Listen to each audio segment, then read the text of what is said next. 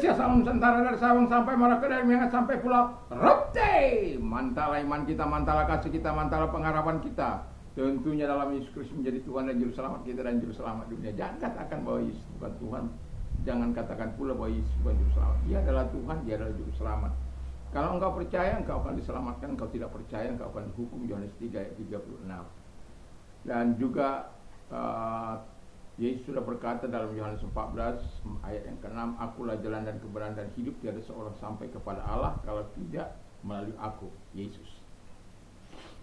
Dan juga Alkitab mengatakan dengan jelas, karena begitu besar kasih Allah akan dunia ini sehingga Ia mengaruniakan anaknya yang tunggal, supaya setiap orang yang percaya kepadanya tidak binasa, melainkan beroleh hidup yang kekal. Mantap!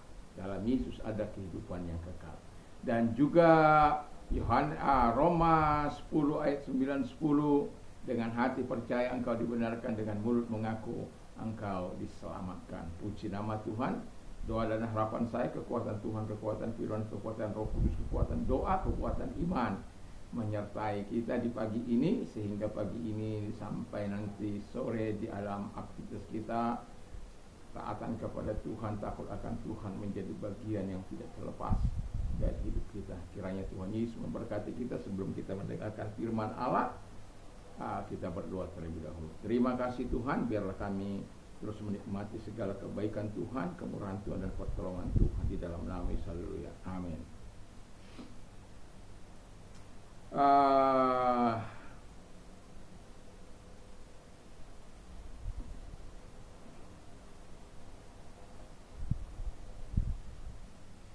Saya akan membaca 1 Yohanes 3 ayat 12. 1 Yohanes 3 ayat 12, demikian bunyi firman Allah.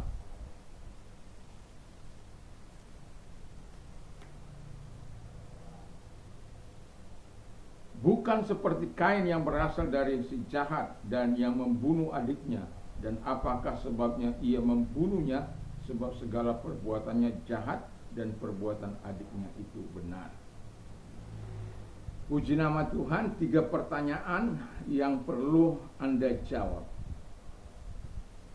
Dari pertanyaan pertama yang perlu Anda jawab adalah, dari mana Anda berasal?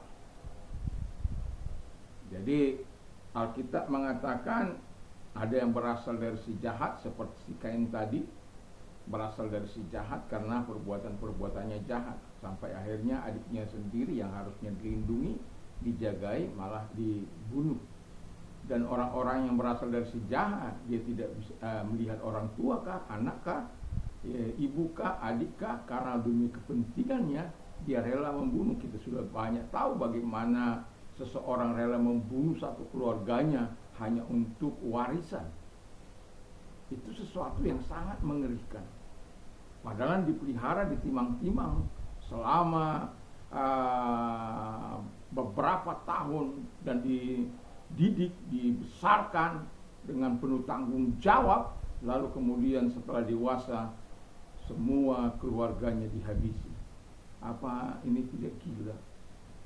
Orang yang waras tidak akan pernah melakukan seperti ini. Tetapi orang yang sudah dipengaruhi dunia, orang yang sudah dipengaruhi setan, orang yang sudah dipengaruhi jahat, baginya tidak ada masalah, tidak ada hukum bagi dia tidak ada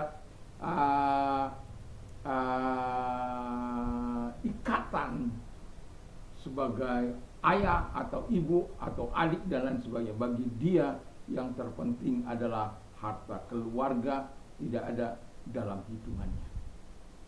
Kau menghalangi saya mendapatkan warisan, saya hantam kamu, saya bunuh kamu. Dan inilah manusia-manusia jahat di akhir zaman. Dan kita banyak melihat peristiwa-peristiwa di sekitar kita, hal-hal yang tidak memuliakan Tuhan. Dan seperti yang lalu saya pernah katakan, seorang anak yang baru lepas dari rumah sakit, baru kemudian pulang, lalu baru pulang dia mau keluar lagi, ibunya larang, ibunya tidak beri dia, tapi ibunya ditampar, dipukul. Lalu kemudian ayahnya melihat, kemudian kemudian ayahnya memukul anaknya, anak ini melawan, lalu kemudian dia bunuh ayahnya, dia cungkil mata ayahnya, mati, dan dia pun mati.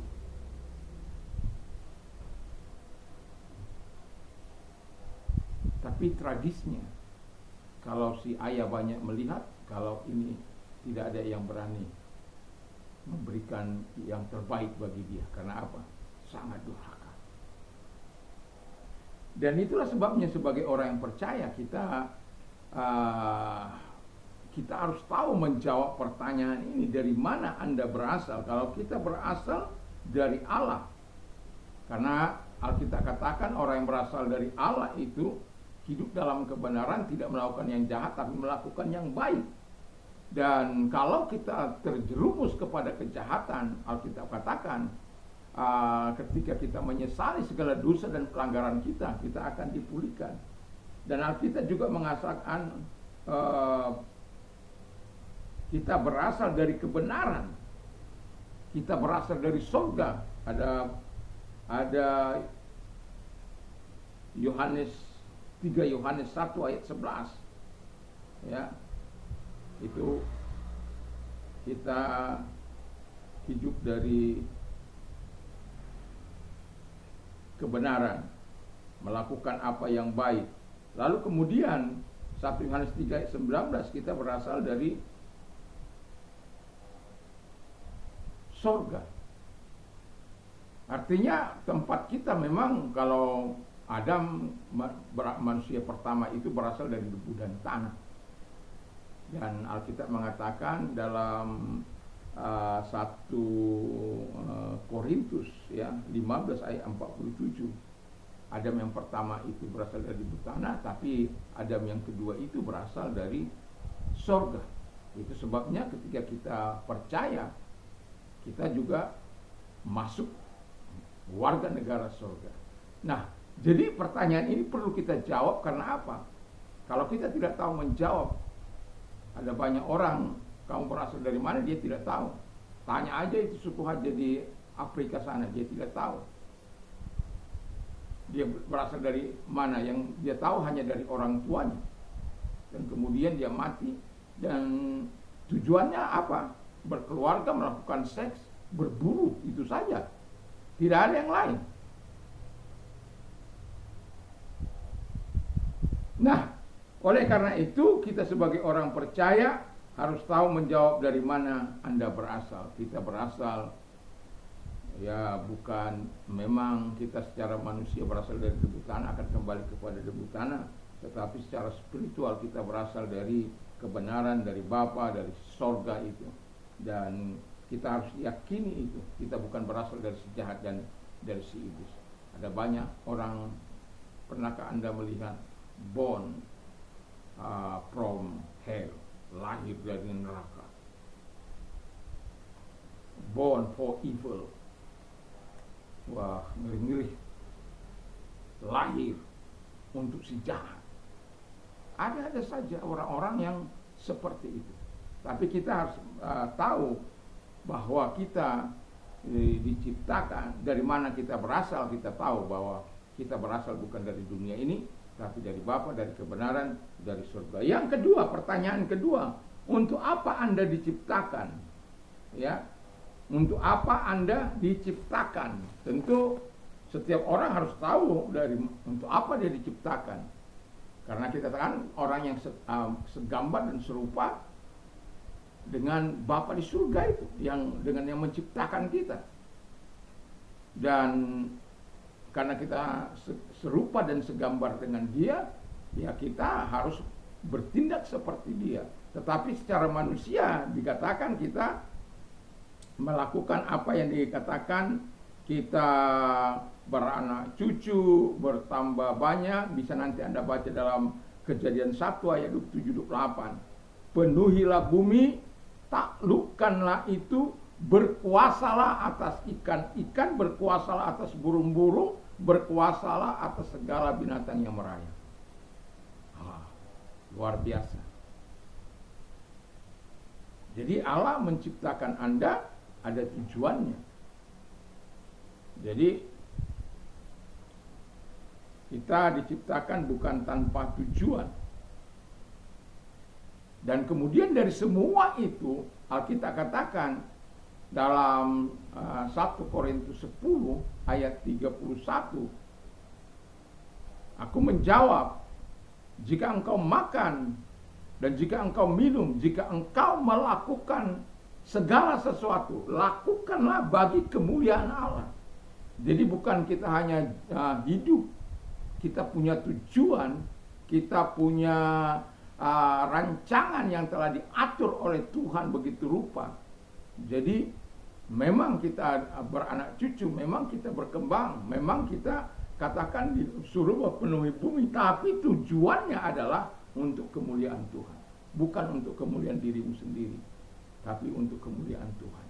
Yang ketiga, pertanyaan ketiga yang harus kita jawab adalah, setelah Anda meninggal dunia, Anda akan pergi kemana? Ketika suku Haja ditanya oleh seseorang dokumenter yang mewawancarai mereka, lalu dikatakan, nanti kalau mati Anda kemana? Dia tidak tahu. Yang mati, yang jelas dia jadi tanah. Selebihnya dia tidak tahu. Karena memang mereka berada di pegunungan, di lembah, di gunung-gunung di Tanzania sana, yang tidak ada kendaraan di situ. Mereka hanya hidup berburu di tengah-tengah zaman modern ini, seperti suku di Peru sana dan macam-macam, atau di Amazon sana masih banyak manusia-manusia yang perlu sentuhan ilahi, dan tentu mereka tidak punya tujuan. Kalau yang di dekat Peru sana itu, bagi mereka seks, punya anak, istri banyak, itu baru hidup, itu senang katanya. Tapi mereka tidak punya aturan, tidak punya etika dalam maksud saya, etika mau berapapun silakan. Seperti suku di Morowali itu, yang anaknya pun bisa dikawini, anaknya bisa mengawini ibunya, dan itu sesuatu yang mungkin kurang sehat. Dan Alkitab katakan itu sangat terkutuk. Tetapi siapa yang akan memberitahukan kepada mereka? Tapi pertanyaan saya adalah, yang perlu kita jawab, bahwa ketika kita meninggal akan pergi kemana? Kalau kita sebagai orang percaya sudah jelas, ke rumah Bapa. Kemana, di mana Yesus ada, di situ juga kita berada, karena itu janjinya. Dan juga Alkitab katakan, tetapi selama kita hidup hidup percaya, taat, melakukan apa yang diperintahkan oleh Tuhan. Jangan pikir kalau Anda percaya lalu Anda hidup dalam kejahatan lalu Anda akan mendapatkan surga itu. Tidak akan pernah itu. Karena ada ajaran sekali selamat tetap selamat. Walaupun kamu berdosa, walaupun kamu hidup dalam perzinahan, ketika kamu mati dalam perzinahan itu karena kelelahan. Kan ada pejabat-pejabat yang disiarkan itu mati kelelahan karena berada di atas wanita. Itu karena nggak tahu tujuan hidup. Voltaire yang selama hidupnya menentang Allah pernah berkata begini, bahwa Alkitab akan berakhir 100 tahun dari dia, tetapi Alkitab tetap masih ada sampai kini. Dan ketika ajal menjemput dia berkata, aku akan ditinggalkan teman-temanku dan aku akan ditinggalkan Allah. Kenapa? Selama hidupnya dia menyangkali Allah. Dan surga tidak akan pernah menghampiri orang-orang yang menyangkali Allah. Dan itulah sebabnya 3 pertanyaan besar ini menentukan keberadaan Anda masa kini maupun masa yang akan datang. Jadi saya mau katakan kepada kita, dengan kasih Kristus, kalau Anda belum tahu tujuan hidup Anda, mengapa Anda diciptakan, dan kemana Anda akan pergi setelah mati atau setelah meninggal dunia, catatlah apa yang dikatakan oleh firman Allah yang baru saya katakan. Jadi kita sebagai orang percaya bukan asal datang ke dalam dunia ini tanpa tujuan. Kita punya tujuan yang jelas yang dirancangkan Allah, apapun itu yang telah dipercayakan Allah kepada kita, ya, bahwa tujuan kita yang sebenarnya adalah surga yang sudah Tuhan sediakan. Di mana Bapa ada, di situ juga kita ada. Di mana Yesus ada, di situ juga kita berada. Karena Bapa dan Anak itu adalah satu.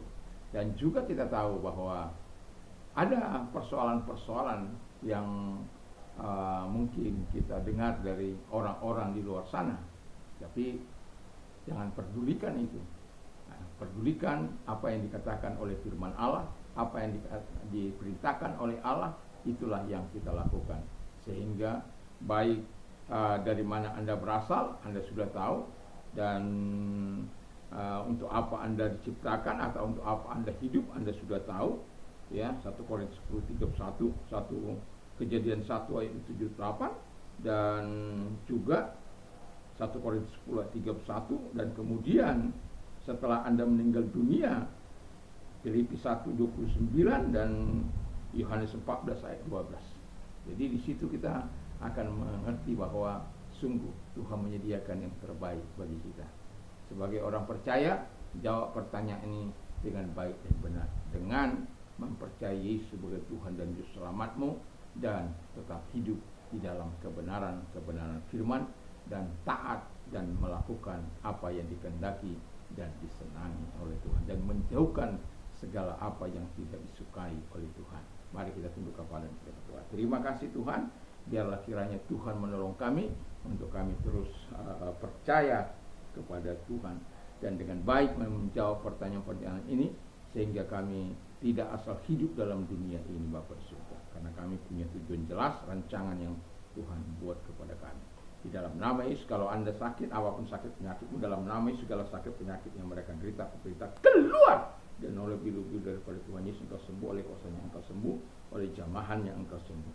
Di dalam nama Tuhan Yesus Kristus. Dan kami juga berdoa Tuhan kepada mereka-mereka yang mengalami penderitaan, kesusahan apapun, dalam nama Yesus, kalau engkau orangnya, angkat kedua belah tanganmu, arahkan kepada Tuhan. Kita berdoa.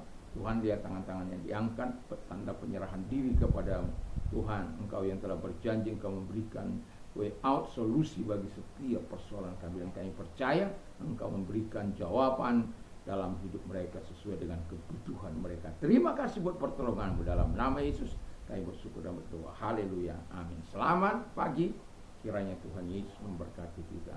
Mantap, mantap, mantap.